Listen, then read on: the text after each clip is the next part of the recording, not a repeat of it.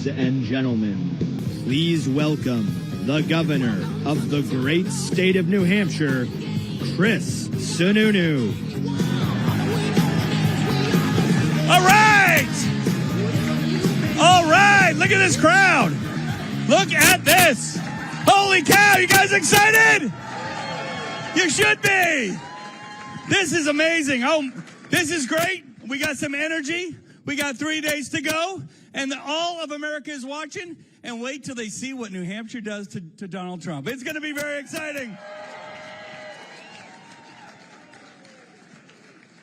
There is momentum out there. Now, I've obviously been with Nikki for the last week, crisscrossing the state. This is like, no joke, like our 10th event today. We're going to diners. We're doing town halls. We're doing rallies. We're over the seacoast. We were down in Milford. And now we're here in the heart of the state, in the Queen City of Manchester, where people are excited. It has been fun. Look, the energy is real. There's obviously a lot of energy in this room. The energy is real. The momentum is real. We've always said one of the keys to this race is making sure we have a really high voter turnout, right? Iowa had like 50,000 people or something vote for Trump. 50,000 out of 3 million. Is that going to dictate the choice of the Republican Party in this country? Hell no. I don't think so. This is where it happens. And Dave Scanlon, our illustrious Secretary of State, came out today, said the Republican Party is going to break records on Tuesday with voter turnout, which is really exciting. That means people want change. They're not accepting the incumbent. They're not accepting yesterday's news. They want change, and they know it happens here.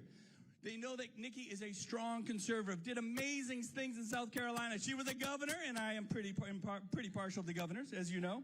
We get stuff done. Governors get stuff done. Accountability in government.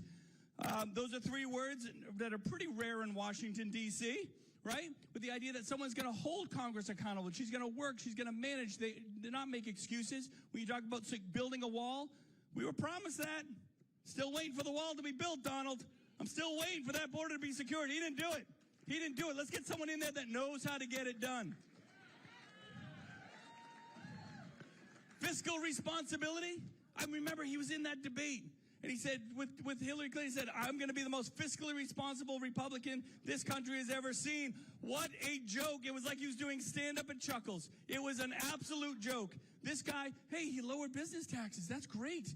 He made tax cuts. We all said, this is terrific. And then he borrowed $7.5 trillion to back it up. That's like saying to your family, look at this beautiful house we bought. I just paid for it on a credit card. It's the dumbest thing you can do. And by the way, that is not government debt. That is your debt. That is my debt. That is our kids' debt. We are paying that back, right? So let's appreciate what they've put on us. But to have someone in the White House that understands that accountability, someone that's been the United Nations ambassador, with more understanding of these detailed, complex issues at a time when world matters have never been more important to America, to making sure we're strong internationally, to make sure there's world peace through America's strength. She understands that better than all these knuckleheads put together. It's awesome. It is awesome. So, the most important thing is this. You guys are excited. You get it. You're energized, right? Go talk to your friends. Go talk to your neighbors. Get them out to vote. Everything is about getting more people out to vote. If you think Donald Trump is a threat to democracy, don't sit on your couch and not participate in democracy.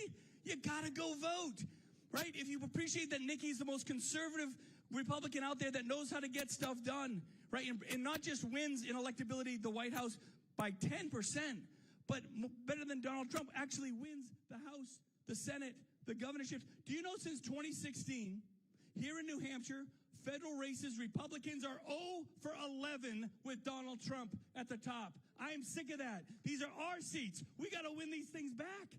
And Nikki at the top brings the entire party along, right? We are tired of losing. Republicans are tired of losing. We're tired of losers. We're tired of Donald Trump. We're going to galvanize this party. We're going to bring the country together. Let's bring out the person that's going to do it. She's the governor. She's the ambassador. She's really my best friend lately, Miss Nikki Haley.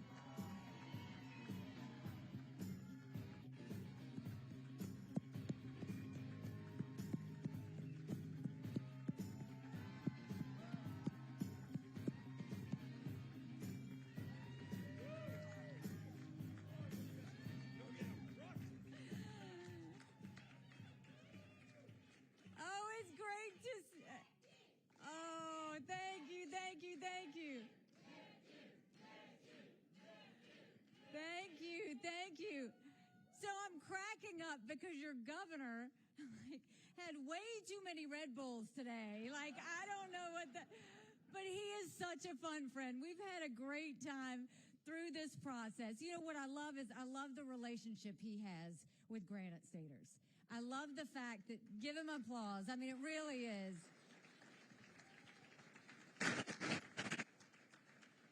He tells you the truth. He fights for you. He really does understand. You got to be with the people, not with those that are in elected office. You got to be with the people. And he's done that. And we have been all over this state multiple times. And so when we started and we were trying to, get together and he decided to endorse me, I love music. You were listening to my playlist. I love music. And, he got to pick his song that he wanted to come out to. So nobody told me what his song was. And so we're standing there. I'm standing right behind him. And all of a sudden, Welcome to the Jungle comes on. And I looked at him and I was like, nice. That's really nice. So, no, he's been great. You're blessed to have him as your governor. So it's great to be here. There's a lot going on. All eyes are on New Hampshire. 3 days until you vote, which we're super excited about. We have spent 11 months campaigning across the state, doing multiple town halls, answering questions, shaking hands, being the last person to leave. And I know I'm excited because it's coming down to where we move the country. I know why you're excited, because in 3 days, no more commercials, no more mail, no more text messages. I know you're excited. How many of you have heard me speak at a town hall before or have not heard me speak at a town hall? How many are new to? So quite a few. Good. Well, we're glad you came out. So look, when you look at the situation that we have in our country, it's not great. And you don't have to turn on the news to see that. We are $34 trillion in debt. We're having to borrow money just to make our interest payments. China owns some of that debt. Now, I would love to tell you that Biden did that to us. And he sent us down this roller coaster of socialism that's dangerous, and we've got to stop it. But I have always spoken in hard truths, and I'm going to do that with you today. Our Republicans did that to us, too.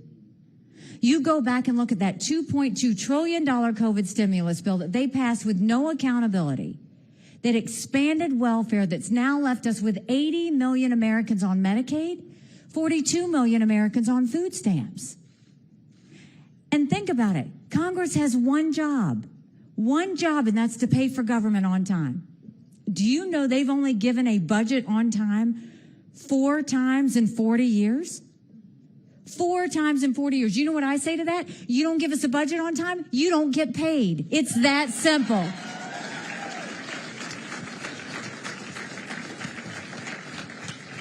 When I get to the White House, we will stop the spending, we'll stop the borrowing, we'll eliminate their pet projects, and I'll veto any spending bill that doesn't take us back to pre-COVID levels. That will save us trillions. The second thing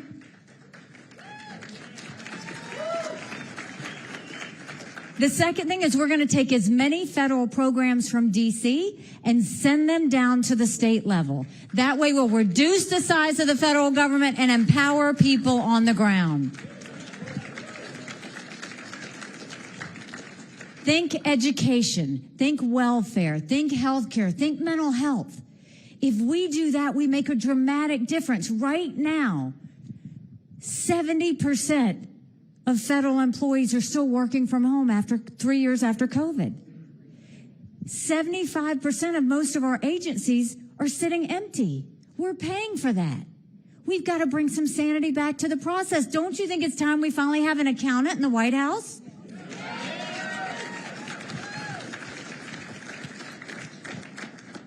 And we're watching the rich get richer and the poor get poorer. We want to open up the middle class. That's why we want to eliminate the federal gas and diesel tax in this country. We want to cut taxes on the middle class and simplify the brackets. And we want to make the small business tax cuts permanent. They made corporate tax cuts permanent, but they made small business tax cuts temporary. Small businesses are the heartbeat of our economy. It's about time we show them that.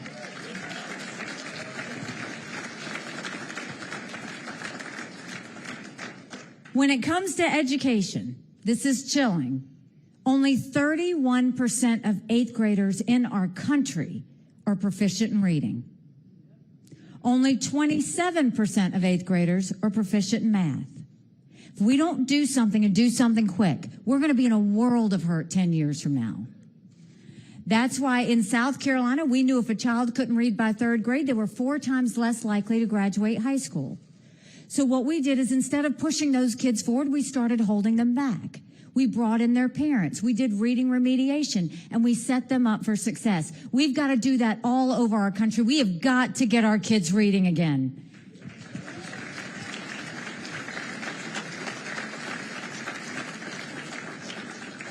And no parent should ever wonder what's being said or taught to their child in the classroom. We need complete transparency in the classroom.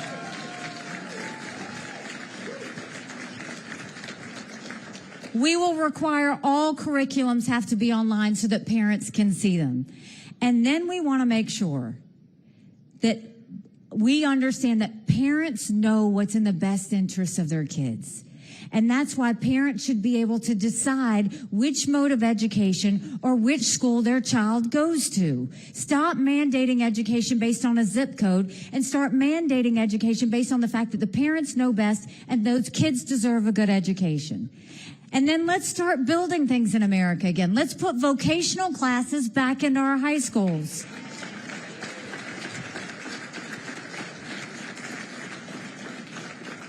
In South Carolina, we taught our kids how to build the things we were making. We had apprenticeships all over our state. We got them invested in our economy even before they got out.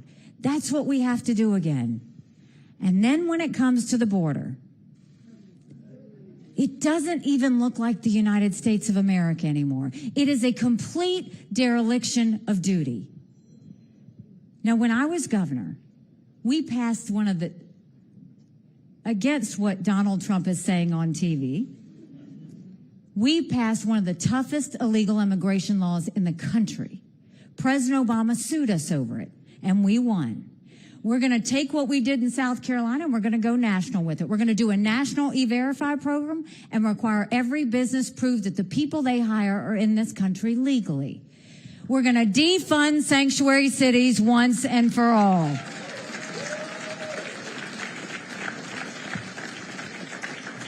No more safe havens for illegal immigrants. We're going to put 25,000 Border Patrol and ICE agents on the ground and let them do their job.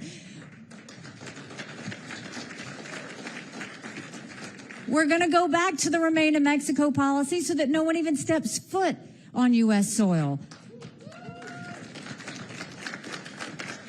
And instead of catch and release, we're going to go to catch and deport. That's how we will stop what's happening on the border. And you know, when I was growing up, my parents always taught us, you take care of those who take care of you. I'm going to ask you if we're taking care of those who take care of us. Right now in America, over 35,000 of our veterans are homeless. 1 in 3 suffers from PTSD or thoughts of suicide. We lose 22 heroes a day to suicide. If a veteran needs a doctor's appointment at the VA, on average, it takes 29 days. Why 29 days? Because on the 30th day, they can go to the doctor or hospital of their choice.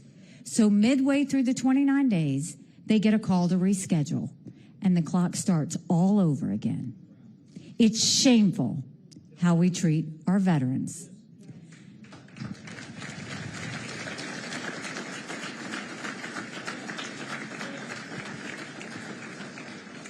Now, I'm the proud wife of a combat veteran. He served in Afghanistan.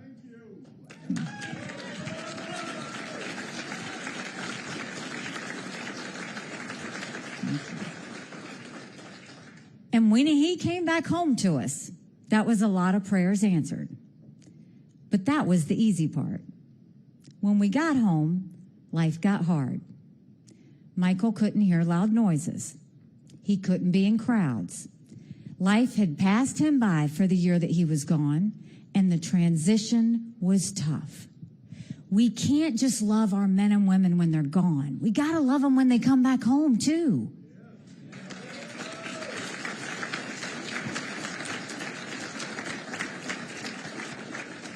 You can't just say we're going to transition you for 2 weeks and then just let them go. We've got to take care of them for the long haul. That's why I think we need to have telehealth so they get the mental health care they need right when they need it. They should be able to go to the doctor or hospital of their choice. They've earned that right. And I think the way we deal with VA health care, I think every member of Congress should have to get their health care from the VA, and you watch how fast that gets fixed.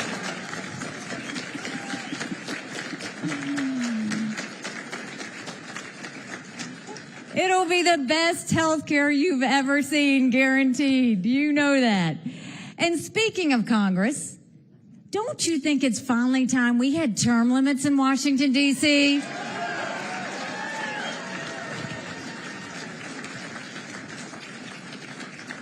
Don't you think we need to have mental competency tests for anyone over the age of 75?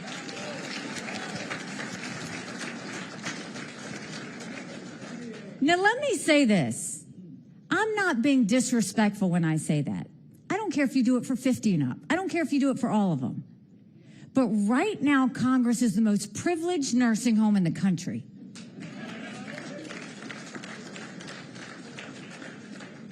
These are people making decisions on our national security. These are people making decisions on the future of our economy. We need to know they're at the top of their game. We all know people that are over 75 that can run circles around us. And then we know Joe Biden. You know it's true. And there were two things at the United Nations that Russia, China, and Iran never wanted us to have. They never wanted us to have a strong military, and they never wanted us to be energy independent. We won't be energy independent. We will be energy dominant. We will pull back the EPA. They care more about sagebrush lizards than they do about whether we can afford our utility bill.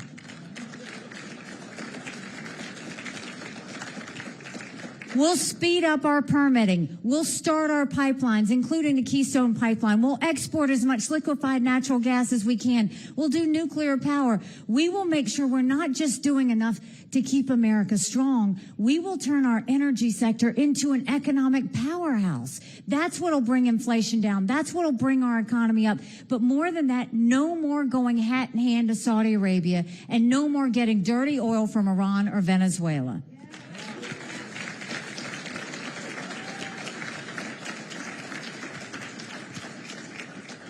And then when it comes to our national security, the world is on fire, literally. We've got a war in Europe. We've got a war in the Middle East. We've got North Korea testing intercontinental ballistic missiles that can reach the U.S. You've got China on the march.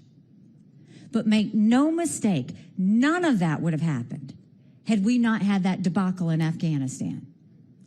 The idea that my husband and his military brothers and sisters had to watch us leave Bagram Air Force Base in the middle of the night without telling our allies who stood shoulder to shoulder with us for decades because we asked them to be there.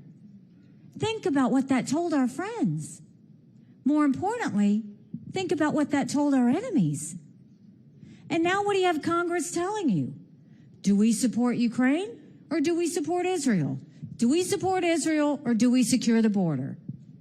Don't let them lie to you like that.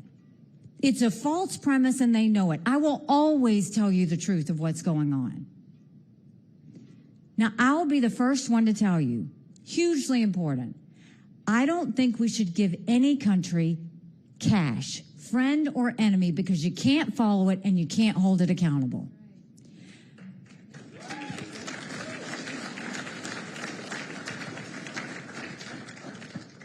I don't think we need to put troops on the ground.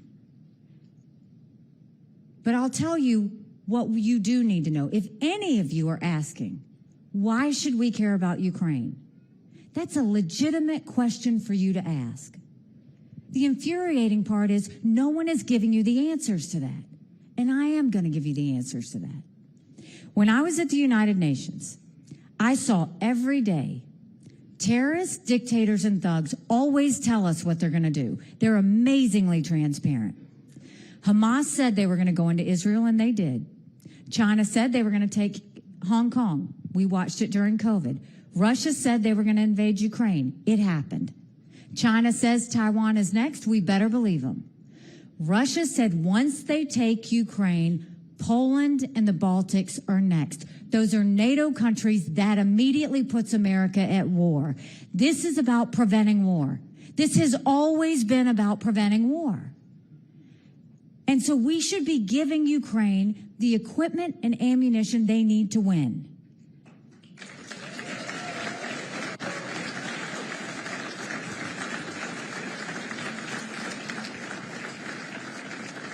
Now, a further point on that. If we supported Ukraine, that's only 3.5% of our defense budget. That's it.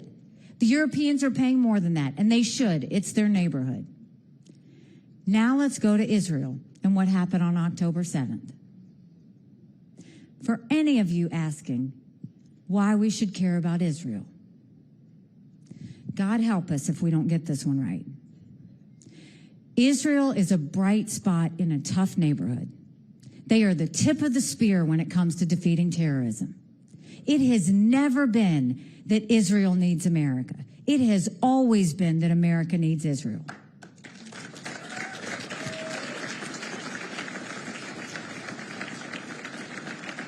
And on that horrific day of October 7th, when Hamas came in and beheaded those people and burned those babies alive and took those girls from the concert and raped them and dragged their naked bodies through the streets of Gaza, what did they say? Death to Israel, death to America. That's why we have to care about what's happening in Israel. Now, if we supported Ukraine and we supported Israel, that's only 5% of our defense budget. Now, securing our border is priority number one. No more excuses. Right now, America's acting like it's September 10th. We better remember what September 12th felt like, because it only takes one person for a 9/11 moment.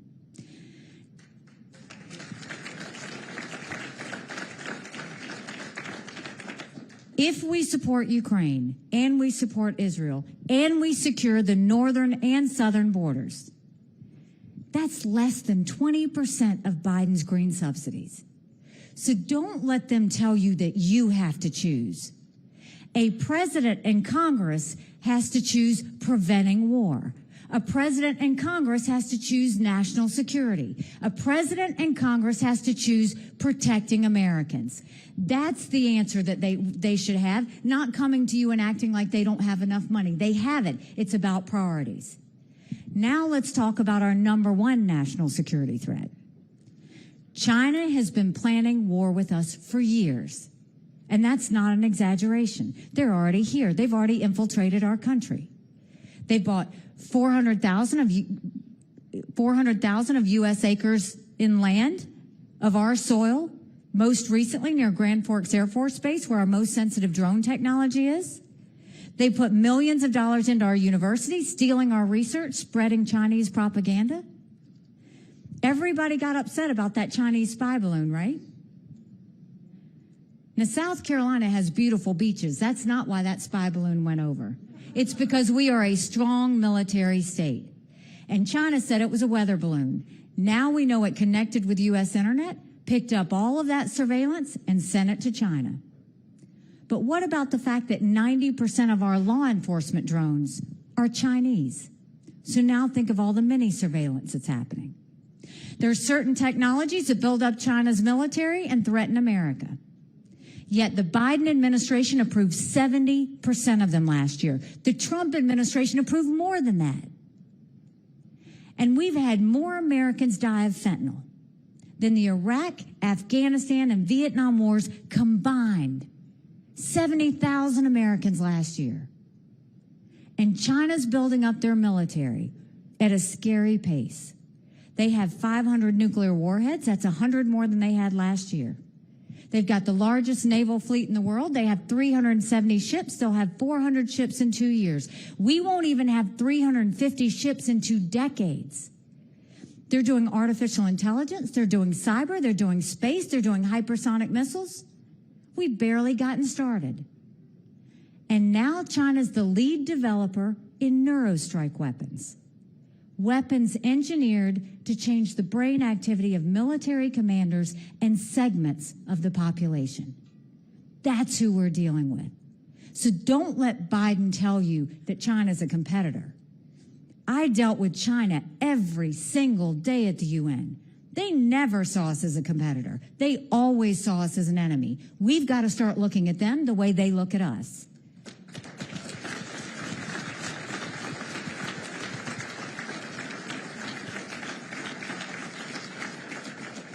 So how do we deal with China? We start by stopping the sale of any U.S. soil, and we take back the land that's already been purchased.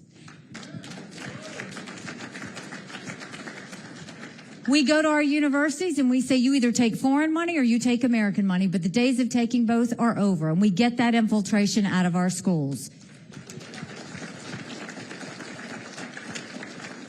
We blacklist all of the technology we don't want them to have, and we tell China we're going to end all normal trade relations with them until they stop murdering Americans with fentanyl. You watch how fast they move. They need our economy.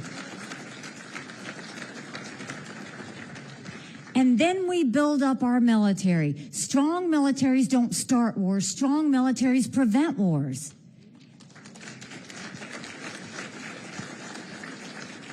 And that doesn't mean throwing a lot of money at the Department of Defense. It actually means cleaning it up, getting rid of the bureaucracy, getting rid of the red tape, telling them to quit playing favorites with defense contractors, getting all these programs that don't belong. I mean, for goodness sake, they have got to stop these gender pronoun classes. It is demoralizing our military.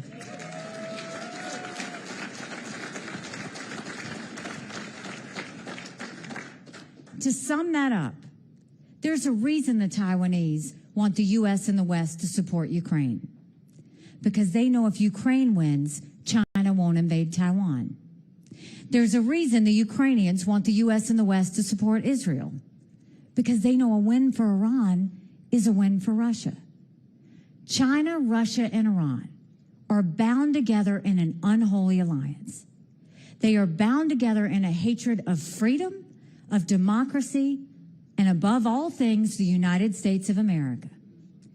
We can take them on, but not by putting our heads in the sand, but by letting them know what we expect of them. So we have the answers to the domestic policy and the national security that we need to get America back on track. But before we do any of that, we've got to acknowledge some hard truths. Republicans have lost the last 7 out of 8 popular votes for president. That is nothing to be proud of. We should want to win the majority of Americans. But the only way we're going to win the majority of Americans is if we move forward with a new generational conservative leader and we leave the negativity and the baggage behind and go forward with the solutions of the future.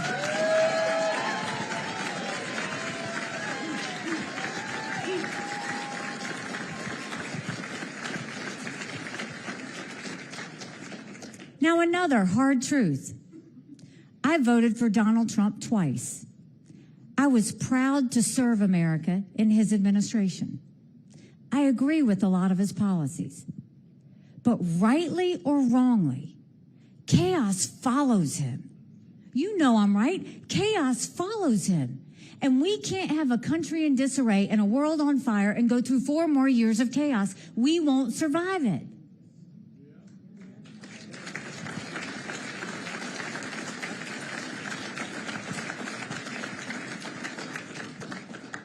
Another hard truth for you to think about.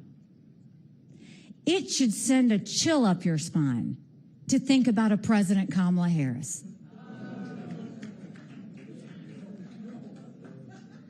And if you look at those head-to-head polls, look at any of them. There's numerous.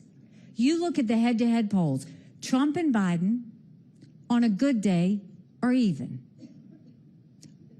He might be up by 2 points. It's margin of error. It's going to be a nail-biter of an election. We're going to end up holding our breath again. I'm in every one of those same general election polls. And I beat Biden by 17 points.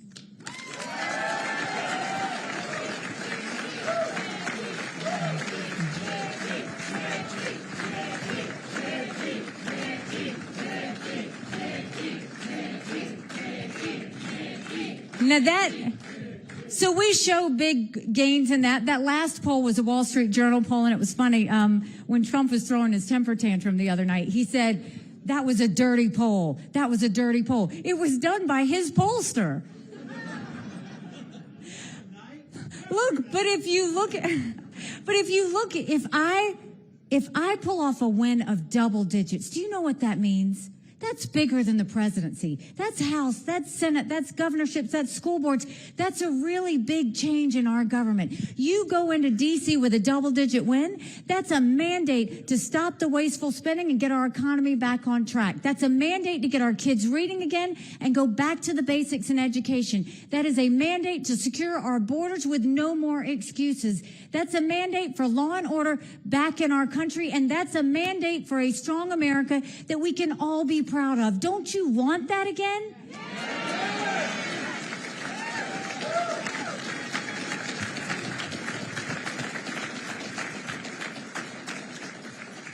Because we could have that again. But in order to have that, it's going to take a lot of courage from every single person in this room. Courage for me to run. And courage for every one of you to know. Don't complain about what happens in a general election if you don't play in this primary on Tuesday. It matters.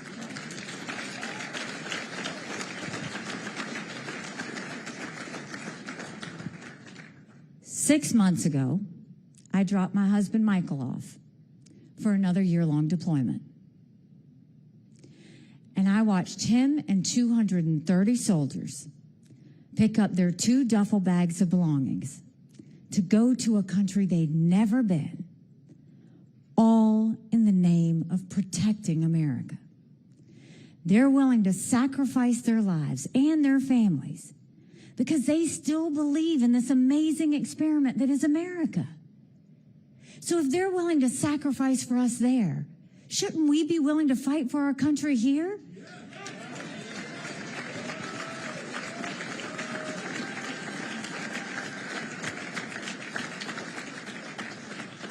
Because we have a country to save. But I'm going to tell you right now, I have seen the commercials that you see. I have watched the rallies that they're showing on TV. I have even listened to the media and what they have to say. And what I have seen is through these temper tantrums, Donald Trump is telling a whole lot of lies.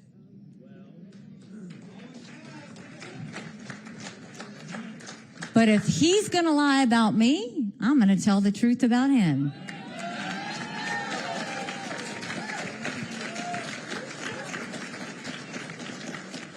So to dispute some of these lies, he said that I never wanted a border wall.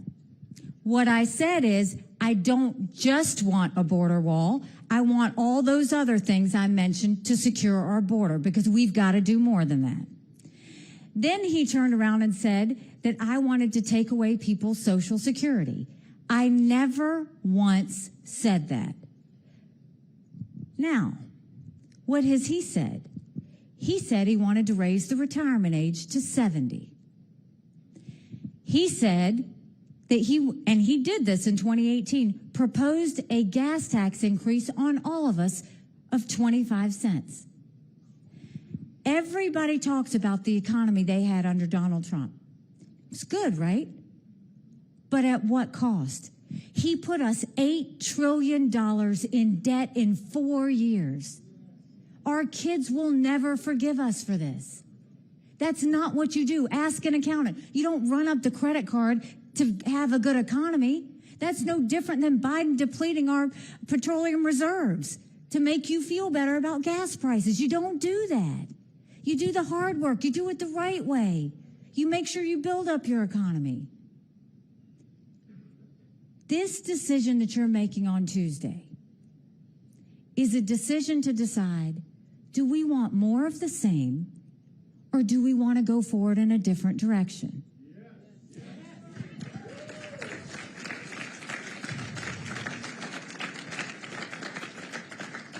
More of the same is not just Joe Biden, it's also Donald Trump. 70% of Americans don't want to see a Donald Trump-Joe Biden rematch.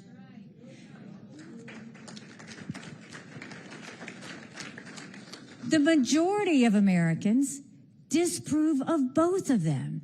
Look at their numbers. They're tanking. Both of those men have put us trillions of dollars in debt, and they have no vision for how to get us out of it. Both of those men are completely distracted with their own investigations and their own vengeance on people of the past that they refuse to talk about a vision of the future. We can't keep living like this. And you feel it. The reason I'm running, I don't want my kids to live like this. The division and the hatred and all of that. And you know what it comes down to? Joe Biden and Donald Trump are doing the same thing to all of us. They think a leader decides who's good and who's bad, who's right and who's wrong. That's not what a leader does. What a leader does is understand that you serve everybody, and your job is to get people to see the best of themselves and go forward. That's how you lead.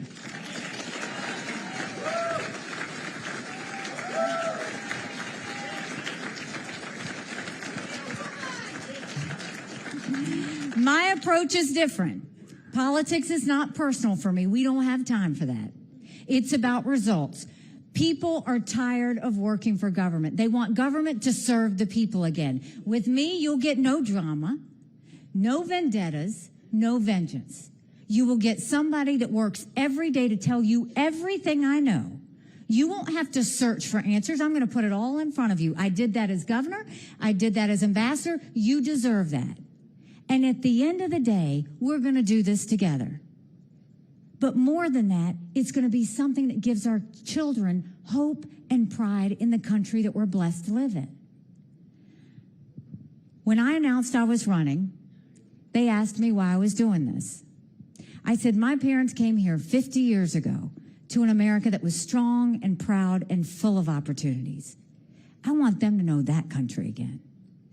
I'm doing this for my husband, Michael, and his military brothers and sisters. I want them to know their sacrifice matters. I want them to know that we love our country. I'm doing this for my daughter who just got married, and I saw how hard it was for her and her husband to buy a home. The average home buyer in America now is 49 years old. The American dream is leaving them. And I'm doing this for my son who's a senior in college. And I'm tired of watching him write papers of things he doesn't believe in just to get an A. That is not us. That is not America.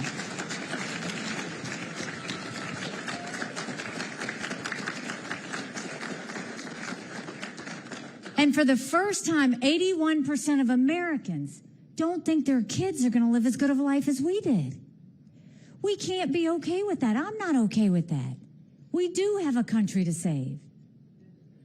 But I'll promise you this, if you will commit to go out and vote on Tuesday, if you will take friends with you, if you will tell everybody that this is a movement that is going to finally change the direction of where we are in our country and where we are in the world, I promise you, our best days are yet to come. Thank you very much. God bless you. Appreciate it.